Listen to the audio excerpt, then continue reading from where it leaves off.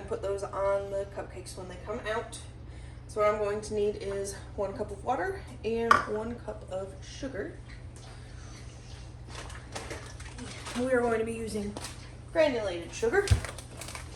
And I'm only going to do 1 cup because this makes a good amount. Actually, I'll make 2. We did 2 cups sugar. Now we're going to do 2 cups of the water. Filtered water. Of course, filtered water.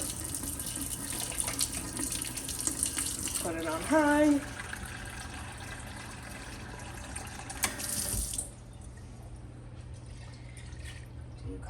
Water. Now you see how you can definitely tell that there is sugar in here? We want to keep mixing until the water is one with the sugar. See how there's a layer there? And I have my butter over here because when we make our buttercream, we want it to be room temperature. Butter, butter, butter. Yep, thank you, Paula. You can definitely tell these ones have been sitting out a little bit longer than these ones. But with the oven on, it makes it a little bit warmer. Makes them get a little softer, a little faster. All right, so how you can see now the difference here. Almost all of our granulated sugar is mixed in. We're just gonna keep going for a little bit longer, make sure it gets nice and toasty. So we're gonna put the funnel on the top of this. Move all of our stuff out of the way. I'm going to put a little tiny bit here for our cupcakes.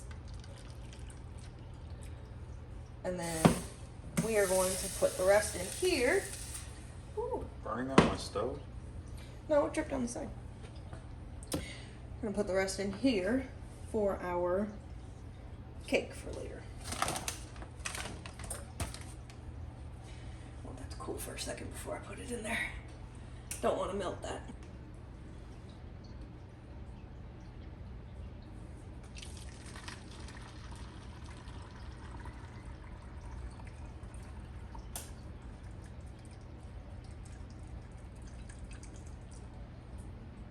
And I'll just put a little bit more in here. Items. So the cake, the cupcakes, anything vanilla, we will use this for. Our next one that we're going to make is a chocolate simple syrup. And you can use the chocolate simple syrup on, red velvet cupcakes. You can use them on chocolate cupcakes, chocolate cakes, anything like that. So we need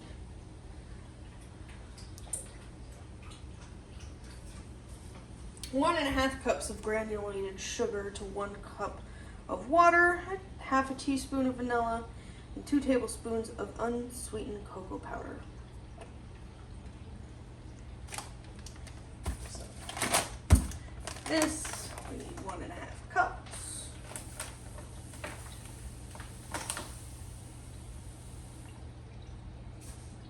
I'm gonna make a little extra, so I'm going to do 3 cups.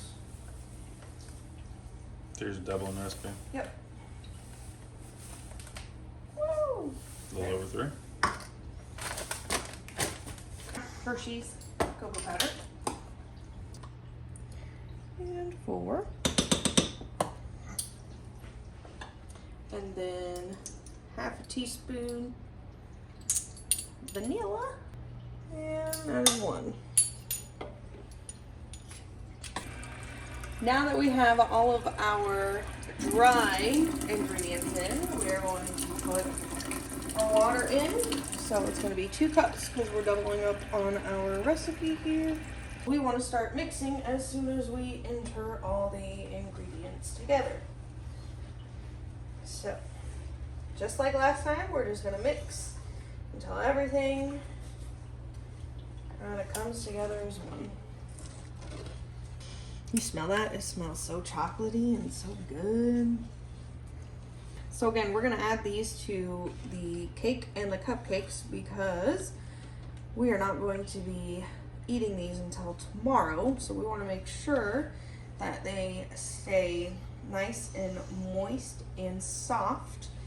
So I don't know if you've ever put a dry cupcake or cake in the fridge and let it sit. Let me tell you, it's just gonna get even more dry. All right, see how all of our clumps are pretty much gone? Everything's kind of mixing together nicely. And this stuff is so sticky if it gets on the countertops. So when you're done, you want to be sure that you clean the countertops, because as Sean, it makes a mess.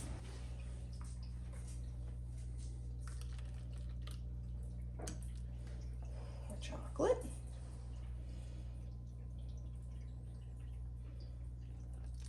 Ooh. Chocolate is messy. Voila, clean. All right. So now what we're going to do is we have this lovely little paintbrush, and we are going to, while they are still warm and still sitting in the pan, we are going to brush our simple syrup, ooh, sizzling, onto the tops of the cupcakes. While they're still hot, they're going to absorb this a little bit better than if they were sitting at room temperature. And so the middle of the cupcakes are going to get moist and stay moist. Here to our chocolate. So you can do vanilla first without rinsing and go to chocolate, but you can't do chocolate without rinsing and go to vanilla. Correct, because the chocolate has the same ingredients as our vanilla, but extra. So for cakes, when we do our cake, I'm going to use the squeeze bottle over here. That's why we put them in those. And for the cupcakes, I just want to make sure I get a nice even layer on top. And those are good.